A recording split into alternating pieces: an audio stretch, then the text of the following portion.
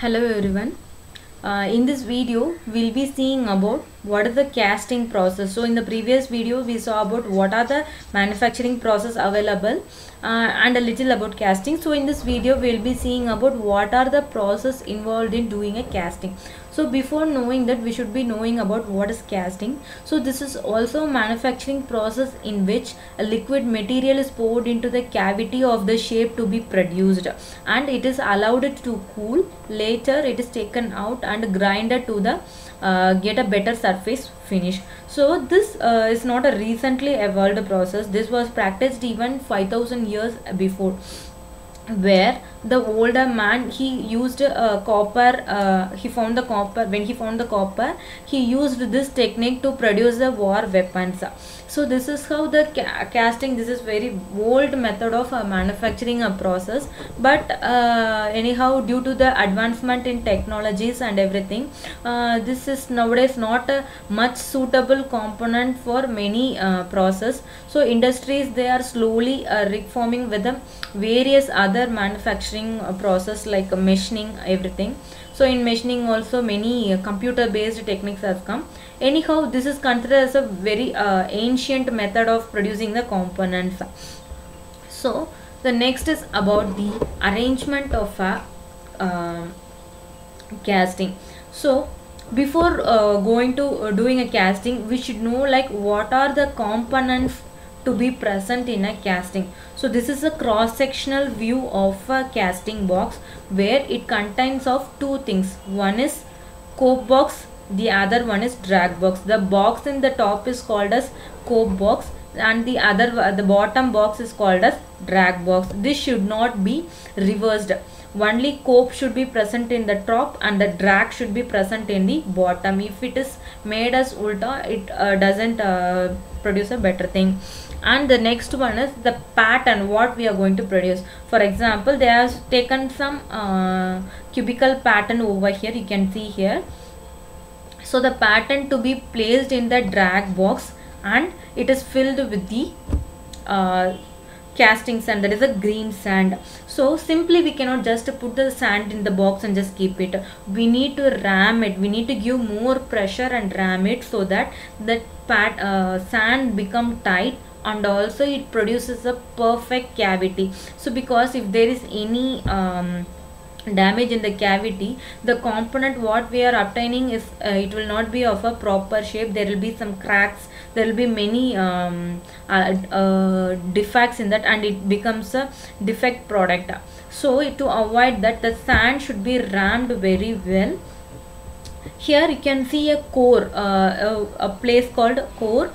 This is why, because if we need some hollow structure, if we need some hollow hole in a cube, consider a hole in a cube. So if we need such things, then we can place a core in the component, in the cavity. This cannot be placed in the pattern. Once the pattern is removed after the ramming, then only this core can be placed, so that except this core, the metal will be filled in all the places. So along with that, there is a runner. This is called as the gating system, where there is a pouring basin, sprue and a gate. What is the purpose of this is, the raw material is separately heated in a furnace. So once the heated metal, it comes to a molten state through this ladle. So this equipment is called ladle. Through this, the molten metal is taken with the help of the handle, and it is brought to the cavity. So through this pouring basin, the molten metal is poured inside the sprue. Through the gate, it reaches the cavity. So there is another thing called riser. So once the molten metal is filled inside the cavity, it comes out with the help of a riser. Through the riser it comes out. So once if it reaches this riser, it is understood that the cavity is filled with a molten metal. And here you can see many lines. These are called as vent hole, because simply if we completely close it with sand, the molten metal cannot cool, so that we cannot get the component. In order to allow the air inside the cavity, we are having some vent holes through which the air passes through inside. So once the molten metal is poured and it comes out through the riser, the ladle is kept separately, and the arrangement is allowed for cooling. So once after cooling, the sand is separated and the component is taken out. There will be excess, because here also in the riser also the metal has poured, so these arrangement also will be attached with it. But with we need only this cubical structure, so the square one. So after taking out, we can remove that and do some grinding to get a better surface finish. So these are about the terminologies used in a thing. So what are the steps involved in making a casting? So the first one is pattern. So we should be very much clear about what the shape we are going to prepare. And the second one is mold preparation. Once the pattern is chosen, so the pattern, it is not necessary that it should be in a wood. It can be in a wax, it can be in a plastic, or it can be even in a plaster of Paris. So once the pattern is chosen, next one is mold preparation. So mold preparation is nothing but placing the pattern in the cope and drag box, and putting the green sand, ramming it, putting the parting line, and arranging it, and placing the runner riser. So along with the pattern, we need to place the runner and riser also. Then only we can produce the space for that runner and riser. And after that is the core making. So if there is any hollow spaces needed, once the mold preparation is done, we need to place the core according to the need. So there are different types of core which we will be discussing in the later videos.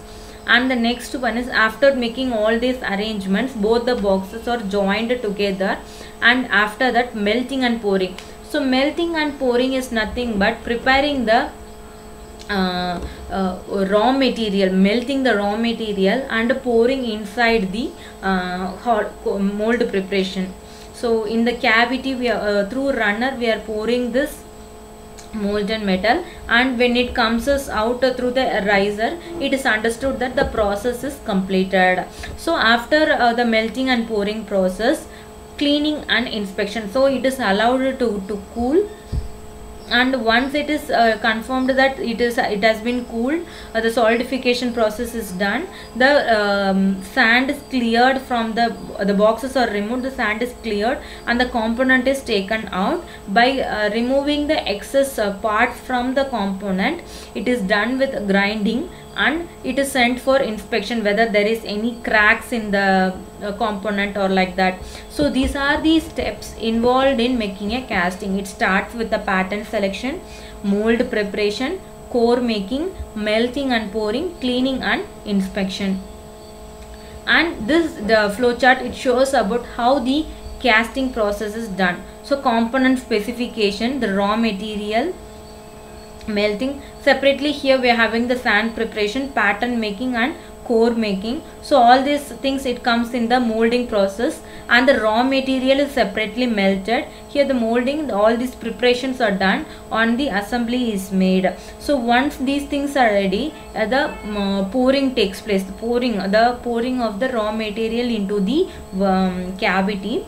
So once the raw material is poured inside the cavity, solidification takes place, that is cooling. So fettling is nothing but, once after cooled, when they taken out, removing of the sand and removing the excess components that are not needed. So once after the fettling process, inspection takes place. Inspection is nothing but whether is there any cracks in that, so like that. So these are the things that takes place in a casting process. So the next one is about variety of components produced by a casting process. So in an automotive sector, few parts like brake drum, cylinder linings, piston, engine blocks, universal joints, arms, brackets, etc. are done with this casting process. If we take about the aircraft industry, turbine blades, casting, etc. and when